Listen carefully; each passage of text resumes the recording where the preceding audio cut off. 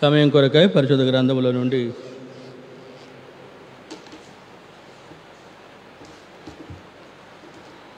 చిన్న భాగాన్ని అందరూ కలిసి చదువుకుందాం.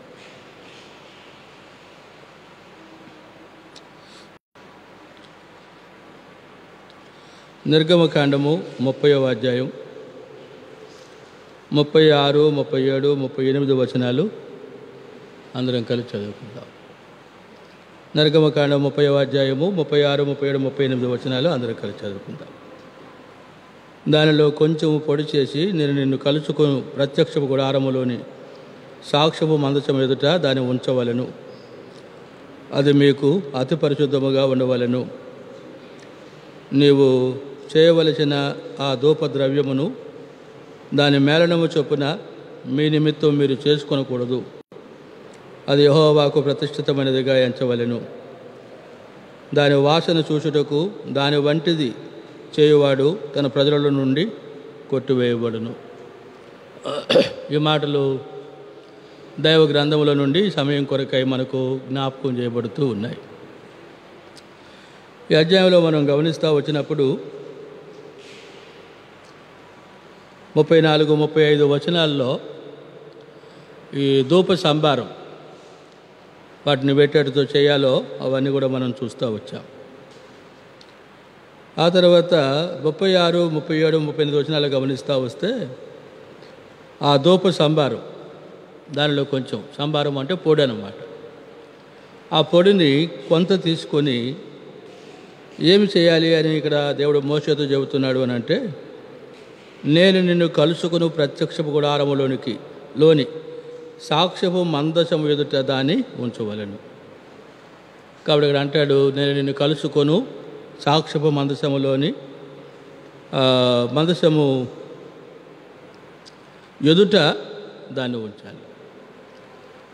ఈ వచనంలో మనం గమనిస్తూ వస్తే మొట్టమొదటి తలంపుగా మనకి ఏం జ్ఞాపకం చేయబడుతుందని అంటే, ఆ ధూప సంభారం ఆ పొడి కొంత ఏం చేయాలి అని అంటే, నేను నిన్ను కలుసుకొను ప్రత్యక్షపు గుడారములో సాక్ష్యము మందసము ఎదుట దానిని ఉంచాలి అని చెప్పడం దేవుని వాక్యంలో మనకు జ్ఞాపకం చేయబడ్డం మనం చూస్తూ ఉంటూ ఉన్నాం.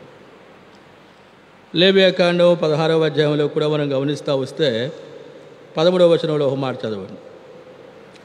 లేవియాకాండం 16వ అధ్యాయము 13వ వచనం చదవండి. ఆ ధూపము మేఘము వలె శాసనముల మీదనున్న కరుణాపీఠమును కమ్ముటకు యెహోవా సన్నిధిని ఆ అగ్ని మీద ఆ ధూపద్రవ్యమును వేయవలెను. అంటే ఆ ధూపద్రవ్యం అది ఎక్కడ ఉన్నది అని మనకు జ్ఞాపకం చేయబడుతూ ఉంది అని మనం చూస్తాము అని అంటే, శాసనముల మీదనున్న కరుణాపీఠమును కమ్ముటకు యెహోవా సన్నిధిని ఆ అగ్ని మీద ఆ ధూపద్రవ్యములను వేయ. అంటే ఈ 13వ వచనంలో మనకేం అర్థమవుతుందంటే, ఆ ధూపం అంట మేఘము వలె శాసనముల మీదనున్న కరుణాపీఠమును కమ్ముటకు ఆ ధూప వేదిక మీద ఆ ధూపం వేయాలి. అందుకే ఈ ధూపం ఎక్కడ ఉండాలి అని మనకు జ్ఞాపకం చేయబడుతుందంటే, ప్రత్యక్షపు గుడారములో సాక్ష్యపు మందసం ఎదుట ఉండాలి. ఈ సాక్ష్యపు మందసం మీద ఉన్నటువంటి కరుణాపీఠం మీద నుండి ప్రభు ఏం చేసేవాడుగా ఉంటాడంటే, మాట్లాడేవాడుగా, అక్కడ తన ప్రజలను కలుసుకునేవాడుగా ఆయన ఉంటాడు. అందుకే 36వ వచనంలో చెప్పాడు, ఆ పొడి నేను నిన్ను కలుసుకుని ప్రత్యక్షపు గుడారములో సాక్ష్యపు మందసం ఎదుట దానిని ఉంచాలి అని చెప్పడం మనకు జ్ఞాపకం చేయబడుతూ ఉంది. తిరిగి మనం గమనిస్తూ వస్తే 25వ అధ్యాయం నిర్గమకాండము 25వ అధ్యాయంలో మనం గమనిస్తూ వస్తే ఆయన కలుసుకునేటువంటి స్థలం మనకు అక్కడ కనబడుతుంది. 21, 22 వచనాలు చూడండి. నేను నీకు శాసనములను ఆ మందసములో ఉంచవలెను. అక్కడ నేను నిన్ను కలుసుకొని కరుణాపీఠము మీద నుండి శాసనములు గల మందసము మీద నుండి 2 కెరూబుల మధ్య నుండి నేను ఇశ్రాయేలుల నిమిత్తము మీకు ఆజ్ఞాపించు సమస్తమును నీకు తెలియజేసేదను. అంటే ఆ సాక్ష్యము ప్రత్యక్ష గుడారములో సాక్ష్యం యొక్క మందసం మీద ఉన్నటువంటి కరుణాపీఠం మీద నుండి ఆ కెరూబుల మధ్య నుండి నేను నీతో మాట్లాడతాను. కాబట్టి దేవుడు మనుషుని కలుసుకొని మాట్లాడడానికి కొరకైనటువంటి మందసం, దాని మీద ఉన్న కరుణాపీఠం, ఆ కరుణాపీఠం మీద ఉన్న కెరూబులు, వాటి మధ్యలో నుండి దేవుడు మానవుని కలుసుకుంటాడు, మాట్లాడతాడు. అయితే ఆ స్థలంలో ఏం ఉంచాలని అంటే ఈ ధూప సంభారం, ఈ పొడి అక్కడ ఉంచాలి అని దేవుడు మోషేతో చెప్పడం దేవుని వాక్యంలో మనకు జ్ఞాపకం చేయబడుతుంది.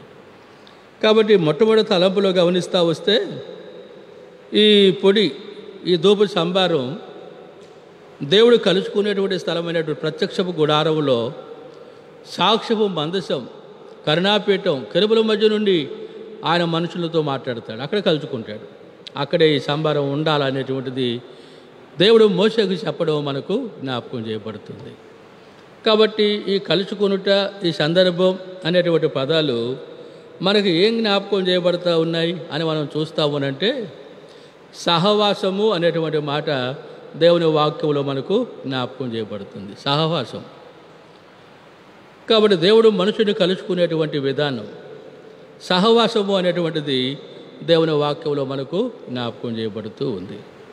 అందుకే మొట్టమొదటి తలంపుగా ఈ ప్రత్యక్ష గుడారంలో సాక్ష్యం మందసము ఎదుట నేను నిన్ను కలుసుకుని స్థలంలో దాన్ని ఉంచాలని చెప్పడం దేవునితో మానవులకు ఉన్న సహవాసాన్ని ఈ మొట్టమొదటి తలంపుగా సందర్భం మనకు జ్ఞాపకం చేస్తూ ఉంది అని మనకు జ్ఞాపకం చేయబడుతూ ఉంది. అందుకే ఈ సహవాసం ఎవరితో అని మనకు జ్ఞాపకం చేయబడుతుందని అంటే మనుషులు మనుషులతో కాదు, దేవుడు మనుషులతో, మనుషులు దేవునితో అనేటువంటిది సహవాసం మనకు జ్ఞాపకం చేయబడుతుంది. అందుకే యోహాను మొదటి పత్రికలో 1వ అధ్యాయం 3వ వచనములో యోహాను అంటూ ఉన్నాడు, ఇక్కడ మాతో కూడా మీకును సహవాసము కలిగినట్లు మేము చూసిన దానిని వినిన దానిని మీకేం చేస్తున్నాం, తెలియజేస్తూ ఉన్నాం.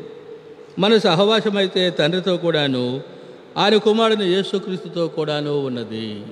కాబట్టి మన సహవాసం ఎవరితో ఉన్నది? తండ్రితో కూడాను ఆయన కుమారుడు యేసుక్రీస్తుతో కూడాను మన సహవాసము ఉన్నది అనేటువంటి మాటలు దేవుని వాక్యంలో మనకు జ్ఞాపకం చేయబడుతూ ఉన్నాయి. దీన్ని బట్టి మనం గమనిస్తూ వస్తే దేవుడు ఇలాగ చెయ్యని చెప్పడంలో దేవునికి మనుషులతో ఉన్న ఆ సహవాసాన్ని మనకు జ్ఞాపకం చేస్తుంది. ఆ సహవాసాన్ని మనం ఆదాముతో పోగొట్టుకున్నాం. అందుకే ఆదికాండంలో 3వ అధ్యాయంలో మనం గమనిస్తూ వస్తే ఆదాముని గురించినటువంటి సందర్భంగా ఈ మాటలు మనం చూస్తాం. ఆదికాండం 3వ అధ్యాయము 23వ వచనం, దేవుడిని యెహోవా అతడు ఏ నేల నుండి తీయబడినో 3:23 తీయబడినో దాన్ని సేద్యపరచుటకు ఏదోను తోటలో నుండి అతన్ని పంపివేశాను. అంటే ఆదాము ఏదోను తోటలో నుండి పంపివేశాడు. 2వ అధ్యాయం 3వ అధ్యాయం అంతట్లో మనం చూస్తూ వస్తే ఏదోను యొక్క వనములో ఆదామవులు ఉన్నారు. దేవుడు వారితో కలుసుకునేవాడు, దేవునితో వారు సహవాసం కలిగి ఉండేవాడు. అయితే ఆదాముల యొక్క అవిధేయతను బట్టి గమనిస్తాం, దేవునితో వారికి సహవాసము తెగిపోయిందిగా చూస్తాం. కారణం ఏంటంటే దేవుడు ఆదామవులను దేవుని సహవాసము నుండి ఏదోను తోటల నుండి పంపివేశను అనే మాట చూస్తాం. 24వ వచనం మొదటి భాగం కూడా అప్పుడు ఆయన ఆదామును వెళ్ళగొట్టి అని చూస్తూ ఉన్నాం. ఆదామును ఏం చేశాడంటే ఆయన వెళ్ళగొట్టి, అంటే బలవంతంగా ఆదామును వెళ్ళగొట్టినట్టుగా చూస్తాం. కారణం ఏంటంటే ఆదాము యొక్క అవిధేయత, ఆదాము యొక్క పాపము అనేటువంటిది దేవుని వాక్యంలో మనకు జ్ఞాపకం చేయబడుతుంది. ఆదాము మొదలుకొని మానవులకు దేవునితో ఏమి లేదంటే సహవాసం లేనిదిగా కనబడుతూ ఉంటూ ఉంది. అయితే ఆ ప్రేమ కలిగిన దేవుడు చూడండి, తిరిగి మానవుని కలుసుకోవాలని, మనుషులతో సహవాసం చేయాలని ఉద్దేశం కలిగినటువంటి వాడిగా కనబడుతూ ఉన్నాడు. అందుకే దినములే అంతమందు సృష్టికర్త అయిన దేవుడు ఆయన మానవుడిగా ఈ లోకమునికి వచ్చి గమనిస్తూ ఉంటూ ఉంటాం. మరలా ఆదాముతో తప్పిపోయినటువంటి మానవులను ఏం చేస్తున్నాడు అని అంటే తన సహవాసానికి పిలవడం చూస్తూ ఉంటూ ఉన్నాం. అదే అపోస్తలుడైన పౌలు కొరింథీయులకు రాస్తూ మొదటి పత్రిక 1వ అధ్యాయము 9వ వచనములో జ్ఞాపకం చేయబడుతుంది. కొరింథీ మొదటి పత్రిక 1వ అధ్యాయం 9వ వచనం మనకు జ్ఞాపకం చేయబడుతుంది. చూడండి, తీసిన వారు మన ప్రభు అయిన యేసుక్రీస్తు అను తన కుమారుని సహవాసమునకు మిమ్మల్ని పిలిచిన దేవుడు నమ్మదగినవాడు. తన కుమారుడు ప్రభువు యేసుక్రీస్తు యొక్క సహవాసానికంట దేవుడు మనల్ని ఏం చేశాడని మనకు జ్ఞాపకం చేయబడుతుందనంటే మరలా పిలిచాడు అనే మాట మనం చూస్తూ ఉన్నాం. కాబట్టి దేవుని యొక్క సంకల్పం గమనిస్తాం. ఆదాముతో తప్పిపోయినటువంటి మనం కడపట ఆదాముగా ప్రభువుని యేసుక్రీస్తుతో కూడా గమనిస్తాం. దేవుని మహిమ కొరకే మనం చిత్తపరచబడ్డానికి సహవాసం కలిగిన వారంగా కనబడుతున్నాం. కారణం ఏంటంటే ఆయనే తన కుమారునికి సహవాసమునకు మనల్ని ఏం చేశాడంటే ఆయన పిలిచాడు అనే మాట మనకు జ్ఞాపకం చేయబడుతుంది. ఎందుకు మనల్ని పిలిచాడు కుమారునికి సహవాసానికి? యోబు గ్రంథము 22వ అధ్యాయము 21వ వచనంలో మనకు ఒక మాట జ్ఞాపకం చేయబడుతుంది. యోబు గ్రంథము 22వ అధ్యాయం 21వ వచనం. 22-21 మనకు జ్ఞాపకం చేయబడుతుంది. ఆయనతో సహవాసము చేసినట్లా నీకు సమాధానము కలుగును, అలాగున నీకు మేలు కలుగును. ఆయనతో సహవాసము చేస్తేనంట ఏం కలుగుతుందంట చెప్పండి? సమాధానం కలుగుతుందంట. ఆయనతో సహవాసము చేస్తే అలాగున అంటే సహవాసము చేసిన కారణాన్ని బట్టి మేలు కలుగును అనే మాట దేవుని ప్రజలుగా మనకు జ్ఞాపకం చేయబడుతుంది. అందుకే ఆ ధూప సంభారం ప్రత్యక్షపు గుడారములో దేవుడు మనుషులతో కలుసుకునేటువంటి స్థలం, దేవుడు మనుషులతో మాట్లాడేటువంటి స్థలం. ఆ కరుణపేట మీద ఉన్న కెరూబులలో నుండే ఆయన మాట్లాడేవాడుగా కలుసుకునేవాడుగా కనబడుతున్నాడు. అక్కడ దానిని ఉంచాలి అని చెప్పడం మనం చూస్తూ ఉన్నాం. కాబట్టి అలాగ ఉంచడం అనేటువంటిది దేవుడు మనుషులను కలుసుకోవడం అనేటువంటిది దేవునికి మనుషులకు దేవునితో ఉన్న ఆ సహవాసం యొక్క ప్రత్యక్షత అనేటువంటిది అక్కడ మనకు మొట్టమొదటి తలంపుగా చూస్తాం. దేవుడు అది మోషేకు బయలుపరచడం, మోషేతో చెప్పడం, మోషేతో మాట్లాడడం మనకు జ్ఞాపకం చేయబడుతుంది. అందుకే దేవుని ప్రజలుగా వ్యక్తిగతమైన ఆత్మీయ జీవితంలో గమనిస్తాం. దేవునితో కూడా దేవుని చేత ఏర్పరచబడిన దేవుని ప్రజలతో కూడా గమనిస్తాం. సహవాసం అనేటువంటిది మనకు సమాధానం కలిగిస్తుంది. సహవాసం అనేటువంటిది మనకు మేలు కలిగించేదిగా కనబడుతూ ఉంది. అందుకే దేవుని సంకల్పం ప్రకారం తన మహిమ కొరకై తన ప్రజలు సిద్ధపరచబడినట్లుగా మేలు కొరకై దేవునితో మానవులకున్న సహవాసం యొక్క సంగతిని ఇక్కడ జ్ఞాపకం చేయబడ్డం మొట్టమొదటి తలంపుగా మనం చూస్తూ ఉన్నాం. తిరిగి రెండవ మాటగా మనకు జ్ఞాపకం చేయబడుతుంది. రెండవ మాటగా జ్ఞాపకం చేసుకుందాం. ఈ 30వ అధ్యాయము నిర్గమకాండము 36వ వచనం. నిర్గమకాండము 30వ అధ్యాయం 36వ వచనం చదవండి మరలా. దానిలో కొంచెము పొడి చేసి నేను నిన్ను కలుసుకొని ప్రత్యక్షపు గుడారములోని సాక్ష్యము మందసము ఎదుట దాని ఉంచవలెను, అది మీకు అతి పరిశుద్ధముగా ఉండవలెను. కాబట్టి ఇప్పుడు రెండవ తలంపుగా ఇక్కడ మనకేం జ్ఞాపకం చేయబడుతుంది? ఆ వచనములో గమనిస్తాం. నేను నిన్ను కలుసుకొని ప్రత్యక్షపు గుడారములోని సాక్ష్యము మందసము ఎదుట దాన్ని ఉంచాలి. అయితే అది మీకు ఎలాంటిదిగా ఉండాలి అని మనకు జ్ఞాపకం చేయబడుతుందని అంటే అక్కడ రాయబడిన మాటను బట్టి చూస్తాం. అతి పరిశుద్ధమైనదిగా ఉండవలెను. అది మీకు ఎలాంటిదిగా ఉండాలా? అతి పరిశుద్ధమైనటువంటిదిగా ఉండాలి అని చెప్పడం దేవుని వాక్యంలో మనకు జ్ఞాపకం చేయబడుతూ ఉంది. కాబట్టి దేవుడు కలుసుకునేటువంటి ఆ స్థలం, తిరిగి మానవునితో దేవుడు మాట్లాడేటువంటి ఆ స్థలం, అక్కడ మనకు ఏమని జ్ఞాపకం చేయబడుతుంది? అక్కడ ఉంచబడినటువంటి ఆ సంభారం, ధూప సంభారం, అది మీకు ఎలాంటిదిగా ఉండాలి అని చెబుతున్నాడంటే అతి పరిశుద్ధమైనదిగా ఉండాలి అని చెప్పడం చూస్తూ ఉన్నాం. అతి పరిశుద్ధమైనటువంటిదిగా ఉండాలి. అదే ఇక్కడ మనకు రెండవ తలంపుగా జ్ఞాపకం చేయబడ్డం చూస్తాం. దేవుడు కలుసుకునేటువంటి స్థలం కదా, ఆ స్థలంలో దాన్ని ఉంచాలి కదా, అది సహవాసం అని చూపిస్తుంది కదా. అది ఇప్పుడు రెండవదిగా చూస్తాం. అక్కడ ఉంచబడినటువంటి ఆ సంభారం అతి పరిశుద్ధమైనదిగా మీకు ఉండాలి. అతి పరిశుద్ధమైనదిగా మీకు ఉండాలి అని అంటే గమనిస్తాం, మీ అపవిత్రత ఏది కూడా దాన్ని అపవిత్రపరచకూడదు. కాబట్టి అది పరిశుద్ధముగా ఉండాలి అని అంటే అక్కడ మనకు ఏమర్థమవుతుందని అంటే మీరును పరిశుద్ధముగా ఉండాలి అనేటువంటి మాట రెండవ తలంపుగా మనకు జ్ఞాపకం చేయబడ్డం మనం చూస్తాం. అందుకే అపవిత్రులు వారిని బట్టి పరిశుద్ధం అనేది అపవిత్రం చేయబడుతుంది అన్నమాట. అయితే పరిశుద్ధం అనేది పరిశుద్ధముగా ఉండాలని అంటే దాని కొరకై ఇక్కడ వీరు కూడా ఎవరుగా ఉండాలి అని మనకు జ్ఞాపకం చేయబడుతుందని అంటే పరిశుద్ధులుగా ఉండాలి. అందుకే రెండవదిగా మనకు జ్ఞాపకం చేయబడుతుంది తలంపు గమనిస్తాం. విమోచించబడిన దేవుని ప్రజలు, ప్రభువుతో సహవాసకులైనటువంటి వారిగా. రెండవదిగా మనకి ఏం జ్ఞాపకం చేయబడుతుంది అని అంటే మనం చూస్తామనంటే, అది మీకు అతి పరిశుద్ధముగా ఉండవలెను. అంటే అది ఎక్కడ అపవిత్రపరచబడకూడదు, అది పరిశుద్ధముగా ఉండాలి అని అంటే మీరు కూడా ఎవరుగా ఉండాలి చెప్పండి? పరిశుద్ధముగా ఉండాలి అని చెప్పడం మనం చూస్తాం. అందుకే నిర్గమకాండంలో చూడండి, సందర్భంగా 3వ అధ్యాయంలో మనం గమనిస్తూ వస్తే దేవుని మోషేకు కనబడడం మనం చూస్తూ ఉంటాం. ఆ పొదలో కనబడిన తర్వాత గమనిస్తూ ఉంటాం. ఇప్పుడు పొద ఎలా కనబడుతుందంటే మండుతూ ఉంది, పొద కాలిపోవడం వల్ల. వెంటనే మోషే అనుకున్నాడు, ఏంటి వింత, పొద మండుతూ ఉంది, కాలిపోలేదే, దగ్గరకు పోయి చూస్తాను అని సమీపిస్తూ ఉంటే ఒక స్వరం వినబడుతూ ఉంది. ఏంటి ఆ స్వరం? 5వ వచనం. అందుకని దగ్గరకు రావద్దు, నీ పాదముల నుండి నీ చెప్పులు విడువము, నీవు నిలిచి ఉన్న స్థలము పరిశుద్ధ ప్రదేశము అనెను. దగ్గరకు రావద్దు. ఎందుకని దగ్గరకు రావద్దు? నీవు నిలిచి ఉన్నటువంటి స్థలము ఏ స్థలం చెప్పండి? అది పరిశుద్ధ ప్రదేశం.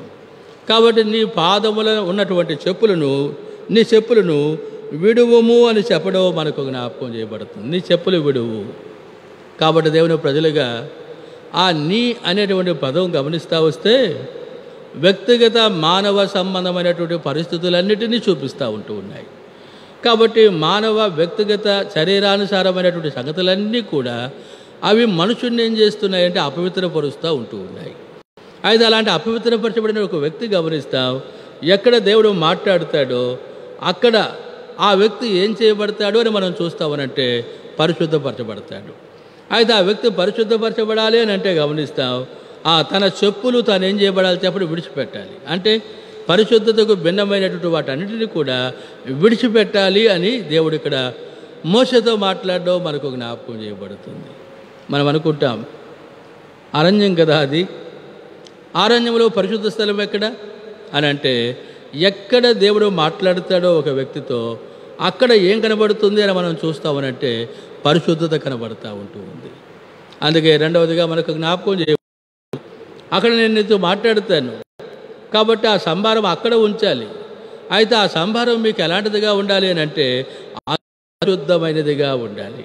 అంటే మీరు కూడా పరిశుద్ధులుగా ఉండాలి అనేటువంటి మాట రెండవదిగా ఇక్కడ మోషేకు దేవుడు చెప్పడం అనేటువంటిది మనకు జ్ఞాపకం చేయబడుతూ ఉంది. దేవుని వాక్యంలో మనం గమనిస్తూ వస్తే చూడండి, లూకా సువార్తలో 49వ అధ్యాయం, మొదటి అధ్యాయంలో 49వ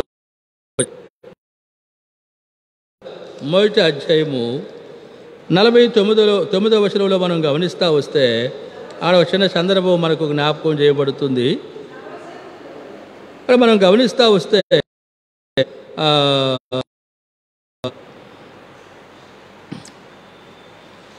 ఓ చిన్న మాట మనకు జ్ఞాపకం చేయబడుతుంది. 49వ వచనం చదవండి. సర్వశక్తుడు నాకు గొప్ప కార్యములు చేసెను గనుక ఇది మొదలుకొని అన్ని తరముల వారు నన్ను ధన్యురాలని అందురు, ఆయన నామము పరిశుద్ధము. ఇక్కడ ఎవరు ఈ మాట చెప్తా ఉన్నారు? ఇక్కడ ఎలిజబెత్ను కలుసుకున్నటువంటి ఆ యేసు ప్రభు తల్లి అయినటువంటి ప్రభువును గర్భము ఆ మరియే చెబుతూ ఉన్నట్టుగా మనం చూస్తూ ఉన్నాం. సర్వశక్తిమంతుడు నాకు గొప్ప కార్యములు చేశాడు కనుక ఇది మొదలుకొని అన్ని తరముల వారు ధన్యురాలు అని అంటారు అని చెబుతూ ఏమంటా ఉన్నది అని అంటే ఆయన నామము ఏంటంటే చెప్పండి, పరిశుద్ధమైనది. ఆయన నామం ఎలాంటిదంట? అది పరిశుద్ధమైనది అని మనం చూస్తూ ఉన్నాం. ఎందుకు ఆయన నామం పరిశుద్ధమైనది అని ఆమె చెబుతూ ఉంది అంటే పరిశుద్ధత యందు ఆయన ఇష్టపడేవాడుగా కనబడతా ఉన్నాడు. అందుకే దేవుని ప్రజలుగా ఆయన సన్నిధిని ఎవరుగా మనం ఉండాలని మనకు జ్ఞాపకం చేయబడుతుంది అంటే పరిశుద్ధత కలిగిన వారంగా మనం ఉండాలి. కీర్తనల గ్రంథంలో 99వ అధ్యాయం 3వ వచనం చూడండి త్వరగా. కీర్తనలు 99వ అధ్యాయం 3వ వచనం మనకు జ్ఞాపకం చేయబడుతుంది. భయంకరమైన నీ గొప్ప నామమును వారు స్తుతించెదరు, యెహోవా పరిశుద్ధుడు. భయంకరమైనటువంటి నీ గొప్ప నామమును వారు స్తుతించెదరు. యెహోవా ఎవరంటే చెప్పండి, పరిశుద్ధుడు అనేటువంటి మాట మనకు జ్ఞాపకం చేయబడుతుంది. తిరిగి 111వ కీర్తన 9వ వచనంలో కూడా మనం గమనిస్తూ వస్తే అక్కడ కూడా మనకు జ్ఞాపకం చేయబడుతూ ఉంది. 11వ కీర్తన 9వ వచనం చూడండి. ఆయన తన ప్రజలను విమోచనము కలుగజేయవాడు, తన నిబంధన ఆయన నిత్యము నిర్ణయించువాడు. ఆయన నామము పరిశుద్ధమైనది, పూజింపదగినది. కాబట్టి ఆయన నామము అది ఎలాంటిదైనా మనకు జ్ఞాపకం చేయబడుతుందని అంటే పరిశుద్ధమైనటువంటిది. ఆయన నామము ఎలాంటిదంటే చెప్పండి, అది పూజింపదగినటువంటిది. అందుకే యెషయా గ్రంథము 6వ అధ్యాయం 3వ వచనంలో మనం చూస్తాం కదా, యెషయా యొక్క దర్శనంలో ప్రభువును తాను చూడడం మనం చూస్తూ ఉంటూ ఉన్నాము. ఆ సమయంలో యెషయా ఆ దర్శనములో ఇంకా ఎవరిని చూస్తూ ఉన్నాడని మనం చూస్తామనంటే మహాదూతలను చూడడం చూస్తూ ఉంటూ ఉన్నాం. ఎవరంట? మహాదూతలను చూడడం చూస్తూ ఉంటూ ఉన్నాం. అంటే కెరూబులు, శరాపులను చూస్తూ ఉండడం చూస్తూ ఉంటూ ఉన్నాం. శరాపులు అనే దగ్గర ఒకటేసి మహాదూతలు అని చెప్పడం చూస్తూ ఉన్నాం. ఇప్పుడు ఆ మహాదూతలు వారు ఏం చేస్తున్నారు? తమను మరుగు చేసుకొని వారు ప్రభువును ఎవరుగా లోకానికి బయలుపరుస్తున్నారు అని చూస్తామనంటే 3వ వచనంలో వారు సైన్యములకు అధిపతికి యెహోవా పరిశుద్ధుడు, పరిశుద్ధుడు, పరిశుద్ధుడు. సైన్యములకు అధిపతికి యెహోవా ఎవరంట? పరిశుద్ధుడు, పరిశుద్ధుడు, పరిశుద్ధుడు. సర్వలోకము ఆయన మహిమతో నిండి ఉన్నది అని ఏంటంటే గొప్ప స్వరముతో గాన ప్రతిగానములు చేయడం మనం చూస్తూ ఉన్నాం. కాబట్టి పరిశుద్ధుడు, పరిశుద్ధుడు, పరిశుద్ధుడు. సర్వలోకము కూడా ఆయన మహిమతో నింపబడి ఉన్నది. కాబట్టి దేవుని ప్రజలుగా ఆ ధూప సంభారం అది మీకు అతి పరిశుద్ధముగా ఉండాలి. అంటే మీరు పరిశుద్ధులుగా ఉండాలి. ఎందుకంటే మీ దేవుడిని నేను పరిశుద్ధుడనై ఉన్నాను. పేతురు యాత్రికులుగా ఉన్న ప్రభు ప్రజలకు జ్ఞాపకం చేస్తూ అదే జ్ఞాపకం చేస్తూ ఉన్నాడు. చూడండి, 1వ అధ్యాయం పేతురు పత్రిక 14, 15, 16 వచనాలు కలిసి ఉన్నాయి. ఆ వచనాల్లో మనం చూస్తూ ఉంటూ ఉంటాం. నేను పరిశుద్ధుడనై ఉన్నాను గనుక మీరును పరిశుద్ధులై ఉండుడని వ్రాయబడి ఉన్నది. కాగా మీరు విధేయులకు పిల్లలై మీ పూర్వపు అజ్ఞాన దశలో మీకు నేను ఆచరణ అనుసరించి ప్రవర్తింపక మిమ్మల్ని పిలిచిన వాడు పరిశుద్ధుడై ఉన్న ప్రకారము మీరును సమస్త ప్రవర్తన యందు పరిశుద్ధులై ఉండుడి. మిమ్మల్ని పిలిచిన వాడు పరిశుద్ధుడై ఉన్న ప్రకారం మీరును సమస్త ప్రవర్తన యందు పరిశుద్ధులై ఉండుడి. మన మాటలు, ప్రవర్తన, క్రియలు, ఆలోచన, నడక అన్నీ కూడా అవి ఎలాంటివిగా ఉండాలని మనకు జ్ఞాపకం చేయబడుతుంది అంటే పరిశుద్ధమైనవిగా ఉండాలి. ఎప్పుడు పరిశుద్ధమైనవిగా ఉంటాయి అని మనం చూస్తామనంటే ఆయన కలుసుకొని మాట్లాడేటువంటి ఆ స్థలంలో ఉంచాలని ధూప సంభారం ఎప్పుడైతే మన వ్యక్తిగత ఆత్మీయ జీవితంలో అతి పరిశుద్ధమైనదిగా ఉంటూ ఉంటుందో అప్పుడే మన ప్రభు పరిశుద్ధతను మనం ఎరిగే వరంగా ఉంటాం. ఎప్పుడైతే మన ప్రభు పరిశుద్ధతను మనం ఎరిగే వరంగా ఉంటామో అప్పుడే మనం కూడా పరిశుద్ధులుగా ఉండే వరంగా ఉంటూ ఉంటాం.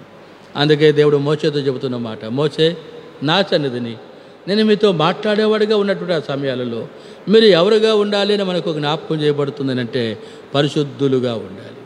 అందుకే దేవుని ప్రజలుగా వ్యక్తిగత వారి ఆత్మీయ జీవితంలో ఈ సంభారణ గురించినటువంటి 2వ భాగం మనకేం జ్ఞాపకం చేయబడుతుందని అంటే అది ఎక్కడ అపవిత్రపరచబడకూడదు. అది ఎలాంటిదిగా ఉండాలి అని అంటే పరిశుద్ధమైనదిగా కాదు, అతి పరిశుద్ధమైనదిగా మీకు ఉండాలి. కాబట్టి భావన దేవుని ప్రజలుగా వ్యక్తిగతమైన ఆత్మీయ జీవితంలో మనం కలిగిన వారంగా ఉండాలనేటువంటిది 2వ తలంపుగా మనం చూస్తూ ఉంటూ ఉన్నాం. తిరిగి 3వ తలంపుగా మనం గమనిస్తూ వస్తే నిర్గమకాండము 30వ అధ్యాయం 37వ వచనం చూడండి. 30వ అధ్యాయం 37వ వచనం, నీవు చేయవలసిన ఆ ధూప ద్రవ్యమును దాన్ని మీ నిమిత్తం మీరు చేసుకొనకూడదు. ఇప్పుడు 3వ తలంపు మనకు జ్ఞాపకం. కాబట్టి ధూప సంభారమును చేయాలి. అవి చర్య సమపాలల్లో కలుపు. ఆ మేళనం అనేటువంటిది అంటే మేళనం అనేటువంటిది ఇదిగో ఇది ఇన్ని పాలు, ఇది ఇన్ని పాలు, ఇది ఇన్ని పాలు, ఆ నియమం ప్రకారంగా దాన్ని కలపాలి. ఆ విధంగా దాన్ని తయారు చేయాలి. అయితే ఆ తయారు చేసేటువంటిది కేవలము ఆ ధూపవేదిక మీద ధూపం వేయడానికి మాత్రమే దాన్ని చేయాలి. అంతేగాని దానిని ఇక్కడ ఏమంటాడంటే మీ నిమిత్తం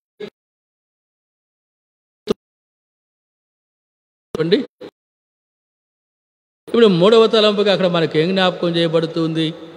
ఆ ధూప సంభారం. దానిని ధూపం వేయడం కొరకే అనే మాట మనం చూస్తూ ఉన్నాం. అయితే ఆ ధూప సంభారమును దానిని ఏం చేయకూడదు అని మనం చూస్తూ ఉన్నామనంటే, మీరు మీ కొరకు చేసుకోకూడదు అని చెప్పడం చూస్తూ ఉన్నాం. కాబట్టి దేవుని ప్రజలుగా మన వ్యక్తిగత ఆత్మీయ జీవితంలో ఈ మూడవ తలంపుగా మనకి ఏం జ్ఞాపకం చేయబడుతుంది? మొట్టమొదటిగా చూస్తాం దేవుడితో మనుషునుకునే సహవాసం. రెండవదిగా మనకు జ్ఞాపకం చేయబడుతుంది సహవాసమును బట్టి ఆ పరిశుద్ధత అనేటువంటిది మనం చూస్తూ ఉన్నాం. అయితే పరిశుద్ధపరచబడిన వారంగా మూడవదిగా మనకు జ్ఞాపకం చేయబడుతుంది మనము దేవుని సన్నిధిని జరిగించవలసిన కార్యముల విషయమై గమనిస్తాం. ఆ ధూప సంభారములు మనకు జ్ఞాపకం చేయబడుతున్నాయి. వాటిని కలిపే విధానం మనకు జ్ఞాపకం చేయబడుతుంది. అది అంతా దేని కొరకు చేయాలి అని అంటే మీకోసరము కాదు మనం చూస్తూ ఉన్నాం. మీకోసరం కాదు, అది ధూప వేదిక కొరకు, ధూపం వేయడం కొరకే దాన్ని తయారు చేయాలి, దాన్ని కలపాలి. చేయబడుతున్న స్పష్టమైన మాట ఏంటంటే మీ నిమిత్తం మీరు చేసుకోకూడదు. అది మూడవ మాటగా మనం చూస్తూ ఉన్నాం. కాబట్టి దేవుని ప్రజలుగా భక్తి జీవితం అనేటువంటిది గమనిస్తూ ఉంటాం. స్వార్థరహితమైనటువంటిది. అది మన కోసరం మనం చేసేటువంటిది కాదు, అది ఇతరుల కొరకు మనం చేసేటువంటిది. ఎప్పుడైతే అలాగో మనం చేసేవారంగా ఉంటామో అది దేవునికి చెందుతూ ఉన్నట్టుగా మనం చూస్తూ ఉన్నాం. మన కొరకు మనం ఏం చేసినా గమనిస్తాం, అది దేవునికి చెందదు. అయితే దేవుని కొరకు ఎప్పుడైతే మనం చేసేవారంగా ఉంటామో అప్పుడు అది ఎవరికి చెందుతుంది అని మనకు జ్ఞాపకం చేయబడుతుందని అంటే దేవునికి చెందేదిగా కనబడుతూ ఉంది. అందుకే చూడండి, మత్తయి సువార్త 25వ అధ్యాయంలో 40వ వచనములో వచ్చిన మాట మనకు సందర్భం జ్ఞాపకం చేయబడుతుంది. చూడండి, మత్తయి సువార్త 25వ అధ్యాయము 40వ వచనం చదవండి. అందుకు రాజు, మిక్కిలి అల్పులైన సహోదరులలో ఒకనికి మీరు చేసిదిరి గనుక నాకు చేసిదని మీతో నిశ్చయముగా చెప్పుచూ ఉన్నాను. కాబట్టి 25వ అధ్యాయంలో మనం గమనిస్తూ వస్తే ఇక్కడ మనకు 31వ వచనం నుండి ఒక సందర్భం కనబడతా ఉంది. ఏంటంటే ఆ సందర్భం, తన మహిమతో మనుష్య కుమారుడు కూడా సమస్త దూతలను వచ్చినప్పుడు.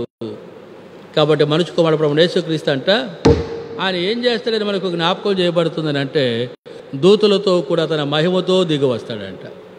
ఆ సమయంలో ఏం జరుగుతుంది అని అంటే సమస్త జనములు పోగు చేయబడతారంట. ఆ తర్వాత మనం చూస్తాం కదా, గొల్లవాడు గొర్రెలలో నుండి మేకల నుండి గొర్రెలను వేరుపరుస్తారంట. వేరుపరిచి మేకలేమో ఎడమ వైపున, గొర్రెలేమో కుడివైపు నిలబెడతారంట. ఈ కుడివైపున ఉన్నటువంటి గొర్రెలను చూసి 34వ వచనములో ఏమంటా ఉన్నాడు అని అంటే, నా తండ్రి చేత ఆశీర్వదించబడిన వారులారా రండి, లోకం పుట్టినది మొదలుకొని మీ కొరకు సిద్ధపరచబడిన రాజ్యమును స్వతంత్రించుకొనుడి. అంటే లోకం పుట్టినది మొదలుకొని మీ కొరకు ఏం చేయబడింది చెప్పండి? సిద్ధపరచబడిన రాజ్యమును స్వతంత్రించుకోనండి. వీరు ఆశీర్వదించబడినటువంటి వారు. కాబట్టి వీరు ఎలాంటి వారుగా కనబడుతున్నారు కిందకు వచ్చి మనం గమనిస్తూ వస్తే వారు చేసేవన్నీ దేవుని కొరకు చేయడం చూస్తూ ఉన్నాం. అందుకే ఇప్పుడు దేవుడు ఏం చేస్తూ ఉన్నాడు అని అంటే వారి కొరకు చేయడం మనం చూస్తూ ఉన్నాం. కాబట్టి ఇక్కడ వారు చేస్తూ వచ్చిన క్రియలు ప్రభువు చేస్తూ వచ్చాడు. ఆహారం పెట్టారు, దప్పికున్నాను దాహం ఇచ్చారు, పరదేశినై ఉన్నాను చేర్చుకున్నారు, దిగంబరినై ఉన్నాను వస్త్రాలు ఇచ్చారు. కాబట్టి రోగి చర్చలలో ఉన్నాను, ఇవన్నీ మీరు నాకు చేశారు అని ప్రభువే చెప్పడం చూస్తూ ఉన్నాం. అప్పుడు ఆ నీతిమంతులు ఏమన్నారు అంటే, ప్రభువా ఎప్పుడు నువ్వు ఆకలిగా ఉంటేనను, దప్పికొని ఉంటేనను, దిగంబరిగా ఉండవైనను, చర్చలలో ఉండటమైనను, రోగివై ఉండటమైనను చూచి నీ ఎదుగు మేము వచ్చాము, నీకు ఎప్పుడు మేము చేసాము ప్రభువా అంటే ఇప్పుడు 40వ వచనంలో చెబుతూ ఉన్నాడు, మిక్కిలి అల్పులైన నా సహోదరుడు ఒకరికి మీరు చేశారు కనుక నాకు కూడా చేశారు. కాబట్టి ఇక్కడ మనం గమనిస్తూ వస్తే ఇవన్నీ ఆ మిక్కిలి అల్పులు అనేటువంటి పదం మనకేం జ్ఞాపకం చేయబడుతుందని అంటే వాళ్ళకి మనం చేసాం, తిరిగి బదులుగా మనకు వాళ్ళు చేయలేరన్నమాట. అది అలాంటి వారి కొరకు వారు చేశారు. మనం చాలా ప్రియాలు ఎలాంటి వారికి ఉంటామంటే మనం వాళ్ళకి చేసినప్పుడు వాళ్ళ ద్వారా రెట్టింపు మనకు ఏదైనా కలుగుతుంది అనుకుంటేనే మనం చేస్తాం. అర్థమవుతుంది. అయితే వాళ్ళ వలన మనకు ప్రయోజనం ఉండదు అని అనుకుంటే అలాంటి వారిని పట్టించుకోము, అలాంటి వారి కొరకు ఏమీ చెయ్యం. ఎవరు వలన వారికి ప్రయోజనం లేదో అలాంటి వారి కొరకు ఇవన్నీ చేస్తూ వచ్చారు. కాబట్టి అవన్నీ ఎవరికి చేసినట్టు అని మనకు జ్ఞాపకం చేయబడుతుందని అంటే ప్రభువు చేసినట్టుగా కనబడుతూ ఉంటూ ఉంది. అంటే ఇవన్నీ కూడా వారి కొరకు చేసుకోలేదు, చేస్తూ ఉన్నారు అని మనం చూస్తూ ఉన్నట్టే ప్రభువు కొరకు చేస్తూ ఉంటూ ఉన్నారు. అందుకే మత్తయి సువార్తలోనే 10వ అధ్యాయంలో మనం గమనిస్తూ వస్తే ఓ మాట మనకు జ్ఞాపకం చేయబడుతుంది. చూడండి, మత్తయి సువార్త 10వ అధ్యాయంలో మనం గమనిస్తూ వస్తే అక్కడ ప్రభు చెప్పినటువంటి కొన్ని మాటలు మనకు జ్ఞాపకం చేయబడుతున్నాయి. 40వ వచనం చూడండి. మిమ్మల్ని చేర్చుకునేవాడు నన్ను చేర్చుకొనును, నన్ను చేర్చుకునేవాడు నన్ను పంపిన వానిని చేర్చుకొనును. ప్రవక్తను చేర్చుకునేవాడు ప్రవక్త ఫలము పొందును. నీతిమంతుని చేర్చుకునేవాడు నీతిమంతుని ఫలము పొందును. మరి శిష్యుడని ఎవడు ఈ చిన్నవారిలో ఒకనికి గిన్నెడు చన్నీళ్ళు మాత్రం త్రాగనిచ్చును, వాడు తన ఫలము పోగొట్టుకొనడని నిశ్చయముగా మీతో చెప్పుచూ ఉన్నాను. కాబట్టి ఇక్కడ మనం గమనిస్తూ ఉంటున్నాం, నీతిమంతుడని, ప్రవక్త అని, శిష్యుడని ఎప్పుడైతే మీరు చేసేవారికి కనబడుతూ ఉంటూ ఉన్నారో వారికి చేసినటువంటి ఫలమును మీరు ఏం చేయరు చెప్పండి, పోగొట్టుకోరు. అర్థమవుతుందా? కాబట్టి మూడవదిగా మనకు జ్ఞాపకం చేయబడుతున్న మాట, ఆ సంభారం అది మీ కొరకు మీరు చేసుకోకూడదు అన్నటువంటి మాట గమనిస్తాం. అది దేవుని మహిమ కొరకే మీరు చేసేగా ఉండాలి అని చెప్పడం చూస్తూ ఉంటూ ఉన్నాం. 6వ అధ్యాయం హెబ్రీ పత్రికలో కూడా గమనిస్తూ వస్తే ఈ 3వ తలంపు ముగింపుగా గమనిస్తూ ఉంటూ ఉంటాం. ఓ మాట మనకు జ్ఞాపకం చేయబడుతుంది. హెబ్రీ గ్రంథకర్త ఆ సందర్భాన్ని ప్రస్తావిస్తూ మాట్లాడుతూ ఉంటూ ఉన్నాడు. ఏమని? 10వ వచనం మీరు చేసిన కార్యమును మీరు పరిశుద్ధులకు ఉపచారము చేసి ఇంకను ఉపచారము చేయుచునుట చేత తన నామమును బట్టి చూపిన ప్రేమను మరచుటకు దేవుడు అన్యాయస్తుడు కాదు. తన నామమును బట్టి చూపిన ప్రేమను మరచుటకు దేవుడు ఎవరు కాదంటే చెప్పండి, అన్యాయస్తుడు. పరిశుద్ధమైన నామమును బట్టి ఆ యొక్క ధూప సంభారం మీరు మీ కొరకు చేసుకోకూడదు, ఆ ధూపం వేయడానికే అది చేయాలి అని ఇక్కడ దేవుడు మోషేతో మాట్లాడడం మనకు జ్ఞాపకం చేయబడుతుంది. అందుకే దేవుని ప్రజలుగా 3వ తలంపుగా జ్ఞాపకం చేయబడుతుంది. భక్తిలో దేవునికి కార్యాలు మనకు జ్ఞాపకం చేయబడుతున్నాయి. మనం జరిగించేటువంటివి అన్నీ గమనిస్తూ ఉంటాం. దాని ద్వారా ప్రతిఫలమును ఆశించి మనం చేయకూడదు. ఎప్పుడైతే ప్రతిఫలము ఆశించి మనం చేసేవారంగా ఉంటామో దాన్ని మన కొరకు మనం చేసుకునే వారంగా కనబడుతూ ఉంటాం. అయితే ప్రతిఫలమును ఆశించిన వారంగా మనం చేయడం ద్వారా గమనిస్తాం అది దేవునికి హితమవుతూ ఉంది భౌతికంగా. అప్పుడే ఆత్మీయంగా దానికి ఫలితాన్ని మనం పొందేవారంగా ఉంటూ ఉంటాం. అందుకే ఈ భూమి మీద మనం జరిగించేటువంటివన్నీ కూడా దేవుని నామము కొరకు, దేవుని పేరట, దేవుని కోసరం అనేటువంటి గ్రహింపును ఆయన ప్రజలుగా కలిగి ఉండాలి. అదే మోషేకి ఈ 3వ సూచన ఆ సంభారము ద్వారా తెలియజేయడము మనం చూస్తూ ఉన్నాం. దాన్ని మీ కొరకు చేసుకోకూడదు. తిరిగి 4వ తలంపుగా జ్ఞాపకం చేయబడుతుంది. ఈ నిర్గమకాండం 30వ అధ్యాయము 37వ వచనములో గమనిస్తూ వస్తే 4వ తలంపుగా మనకు జ్ఞాపకం చేయబడుతూ ఉంది.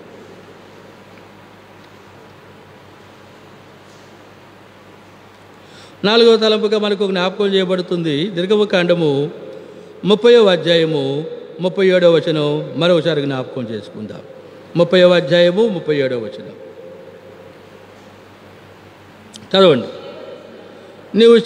నీవు చేయవలసిన ఆ ధూప ద్రవ్యములను దాని మేళనము చొప్పున మీ నిమిత్తం మీరు చేసుకొనకూడదు, అది యెహోవాకు ప్రతిష్ఠితమైనదిగా ఎంచవలెను. కాబట్టి దానిని మీ కొరకు మీరు చేసుకొనకూడదు అనేటువంటి మాట మనకు జ్ఞాపకం చేయబడ్డం మనం చూస్తూ ఉన్నాం. మన కొరకు చేసుకోకూడదు, అది ఇతరుల కొరకు మనం చేయాలి. అప్పుడు అది దేవునికి హితం అవుతూ ఉంది. అది ఇక్కడే 4వ తలంపుకు కూడా మనకు జ్ఞాపకం చేయబడుతూ ఉంది. మీ కొరకు మీరు చేసుకోకూడదు, దేవుని కొరకు చేయాలి. ఏది దేవుని కొరకు చేయబడుతూ ఉందో గమనిస్తాం, దాని గురించి దేవుని వాక్యం చెబుతుంది. ఏమని చెబుతుంది అది అని మనం చూస్తామనంటే యోహాను సువార్త 12వ అధ్యాయంలో 2వ వచనం. యోహాను సువార్త 12వ అధ్యాయము 2వ వచనం చదవండి తీసిన వారు. యోహాను సువార్త 2వ అధ్యాయం 12వ అధ్యాయం 2వ వచనం. 12వ అధ్యాయం యోహాను సువార్త 2వ వచనం. అమ్మా, మార్త ఉపచారము చేచెను, చాలంతే. ఇక్కడ ఈ 4వ తలంపులో మనకు జ్ఞాపకం చేయబడుతున్న ఆ సంగతి మీ కొరకు మీరు చేసుకోకూడదు. అది ఎవరి కొరకు చేయాలి? అది దేవుని కోసరము. అందుకే 3వ తలంపులో మనం చూసాం కదా, ఇతరుల కొరకు మనం ఏం చేస్తున్నామో అది దేవునికి. అది ఇప్పుడు 4వ తలంపు కూడా గమనిస్తూ వస్తే మీ కొరకు మీరు చేసుకోకూడదు. కాబట్టి మనం గమనిస్తూ వస్తే 4వ తలంపులో చూడండి, ఇక్కడ మార్తను గురించి ఏం రాయబడుతుందని అంటే, మార్త ఉపచారము చేశాను. మార్త ఏం చేసిందంటే చెప్పండి, ఉపచారము చేశాను. ఈ మార్తను గురించే మనం గమనిస్తూ వస్తే లూకా సువార్త 10వ అధ్యాయంలో అక్కడ కూడా మార్త యొక్క పని మనకు జ్ఞాపకం చేయబడుతుంది. మార్కు సువార్త 10వ అధ్యాయం 40వ వచనం. మార్త విస్తారమైన పని పెట్టుకున్న చేత తొందరపడి ఆయన ఎదుకు వచ్చి, ప్రభువా, నేను ఒంటరిగా పని చేయుటకు ఈ నా సహోదరి నన్ను విడిచిపెట్టినందున నీకు చింత లేదా? నాకు సహాయం చేయమని ఆమెతో చెప్పమనెను. కాబట్టి ఆ వచనంలో మనం గమనిస్తూ వస్తే కొన్ని మాటలు మనకు అర్థమవుతూ ఉంటూ ఉన్నాయి. మార్త అంట విస్తారమైన పని పెట్టుకుందంట. అర్థమవుతూ ఉందా? ఆ తర్వాత ఆ గృహంలో మరి ఏం చేస్తుంది అంటే, యేసు పాదముల ఎదుట కూర్చుని ఆయన బోధ వింటా ఉంది. అయితే ఇప్పుడు మార్త మరి దగ్గరకు వచ్చి ఏమంటా ఉన్నది, ప్రభువా, ప్రభువా, బోధకుడా, ఇంత విస్తారమైన పని ఉంటే ఈ నా సహోదరు నాకు సహాయం చేయకుండా ఉంది, నీకు చింత లేదా? నాకు సహాయము చేయమని ఆమెతో చెప్పు. ఎవరికి సహాయం చేయాలి చెప్పండి? నాకు సహాయం చేయమని ఆమెతో చెప్పు. కాబట్టి ఇక్కడ మనకు ఈ 4వ తలంపులో మనకు ఏం జ్ఞాపకం చేయబడుతుందని అంటే, మార్త తన కొరకే తను పెట్టుకున్న పని, ఆ పనిలో మరిని గురించి చెప్పమని చెబుతుంది బోధకుడు ప్రభువుకి. నాకు సహాయం చేయమని ఆమెతో చెప్పు అని చెప్పడం చూస్తూ ఉన్నాం. అంటే ఈ పని ఎవరిది అని మనకు జ్ఞాపకం చేయబడుతుంది అంటే నాకు అని ఇక్కడ మార్త అనడం మనకు అర్థం అవ్వడం చూస్తూ ఉంటూ ఉన్నాం. కాబట్టి ఇక్కడ మనం గమనిస్తూ వస్తే 12వ అధ్యాయం యోహాను సువార్త 2వ వచనములో 1వ వచనములో వారు విందు చేశారంట ప్రభువుకు. అయితే వారు విందు చేశారు. విందు చేయడం అంటే ఊరికలేదు కదా, ఎన్నో పనులు ఉంటాయి. అయితే అక్కడ మార్తను గురించి చక్కని పదం ఏమని చెప్పారు అని అంటే, మార్త ఉపచారము చేసెను అని రాయబడింది. ఉపచారము అన్న పనే. అయితే పని అన్నా కూడా ఏంటిది చెప్పండి, పని.